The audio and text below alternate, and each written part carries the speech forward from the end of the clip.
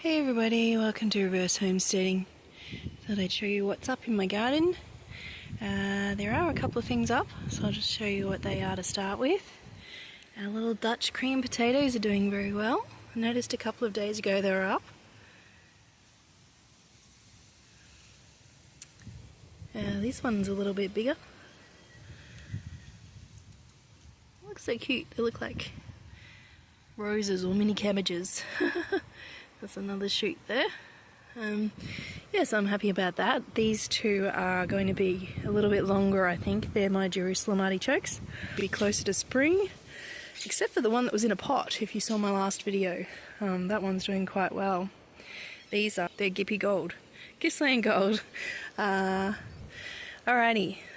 Still haven't planted these. I did my little weekly trip to the country today, so I'm very late being in the garden today, but just had a little bit of a wander around earlier. Still no peas or snow peas up, but that's okay.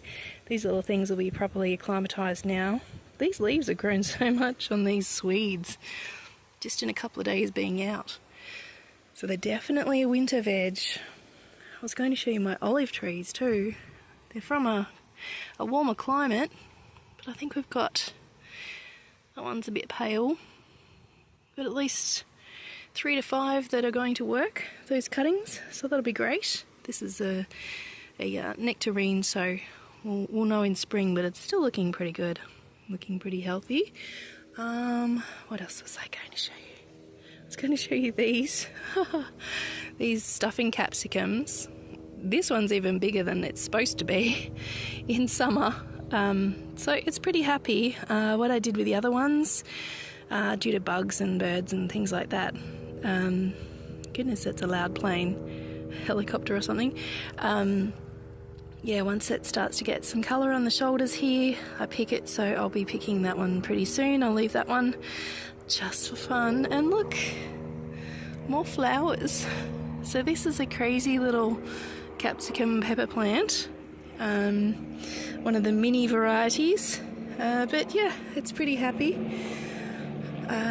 What else? Oh, Frangipanis starting to lose its leaves, so they'll come off soon.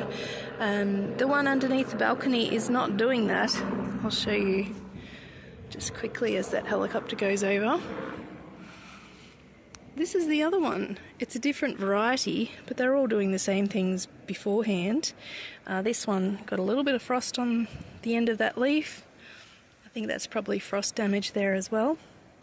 But yeah, because I put it underneath the balcony here, it's much more sheltered and it would have a much warmer experience at night. One thing I didn't tell you with the video that I made yesterday is to take the rest of the stalk off. So there was a frostbitten leaf here on the strawberry. Yeah, so just take the rest of the stalk off, keeps it neat and tidy, and you don't have sort of bits that are likely to potentially bring some rot into the plant, which is what you don't want to do.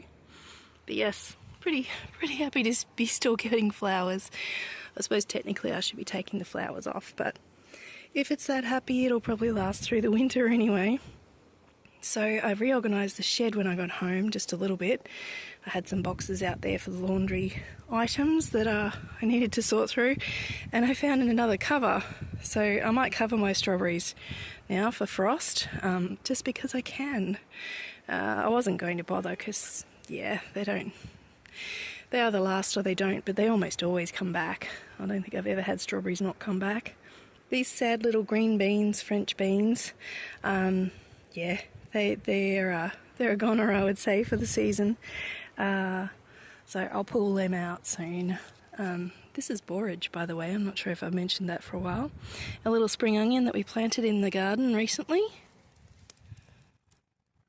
It's already coming up in the centre. I have another one in the house that I forgot to bring out, but because I replant things from the supermarket occasionally, not always, but spring onions are hard to keep in their prime in the fridge drawer. So I've been planting them in the garden beds so that even if they've come from the supermarket, they will grow again. So don't leave them too long because they go dark green and sort of almost woody, and they get really, really big, wide leaves, I guess, on them, and they're not very nice to eat once they get to that stage. So just keep chopping them down, keep using them.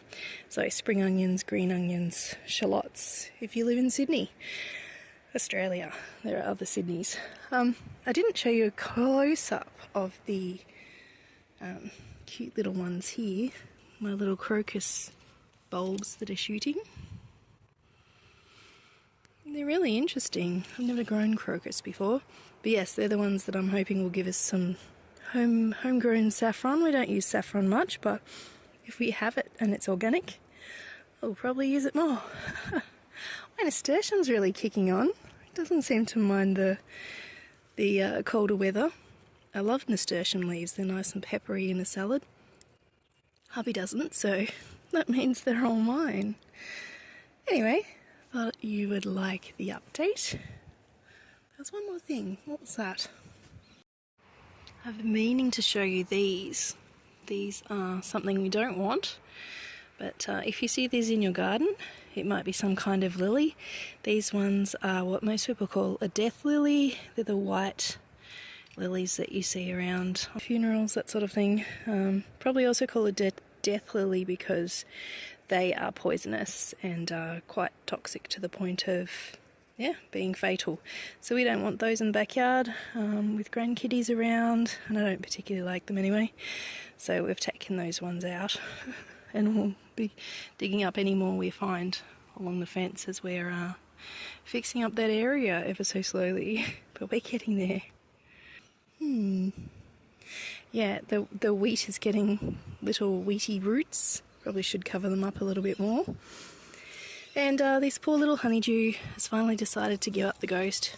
It is in a bed that's covered at night. But just for fun, I'm going to pick it and see if it actually tastes any good.